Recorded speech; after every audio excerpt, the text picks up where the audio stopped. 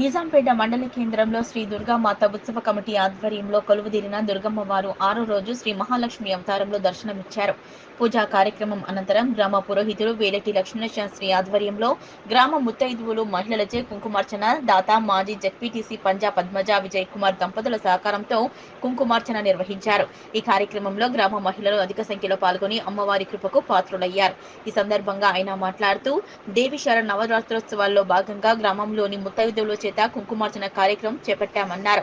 కార్యక్రమంలో పాల్గొన్న ముత్తైదు మహిళలకు అమ్మవారి కృపా కటాక్షాలు ఎల్లవేళలా ఉండాలన్నారు. అనంతరం నిజాంపేట వినాయక ఉత్సవ కమిటీ ఆధ్వర్యంలో అన్నదాన ప్రసాద వితరణ కార్యక్రమం చేపట్టారు.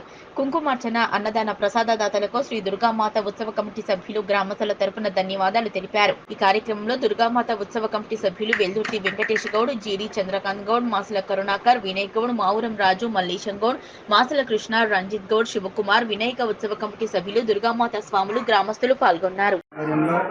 ఈరోజు అత్యంత వైభవంగా ఆంజనేయ శివ పంచాయతన ఆలయంలో నవరాత్రులు 8వ సంవత్సరం జరుపుకుంటున్నటువంటి ఆ దుర్గమ్మ తల్లి సన్నిధానంలో అనేకమైనటువంటి ముత్తైదువుల చేత కుంకుమార్చన కార్యక్రమం నిర్వహించడం జరిగింది. ఆ కుంకుమార్చన కార్యక్రమం అందరూ కూడా సంతోషంగా జరిపి అమ్మవారికి చిటికెడంత కుంకుమను సమర్పించి సంతోషంగా ఆరోగ్యంగా ఉండాలని చెప్పి కోరుకుంటూ వెళ్ళినారు. వాళ్ళందరికీ కూడా దాతలు వినాయక వారు అన్నదాన కార్యక్రమాన్ని అన్నప్రసాద కార్యక్రమాన్ని చేపట్టినారు. ఇది అత్యంత సంతోషంగా జరుగుతున్నటువంటి ఒక వేడుక.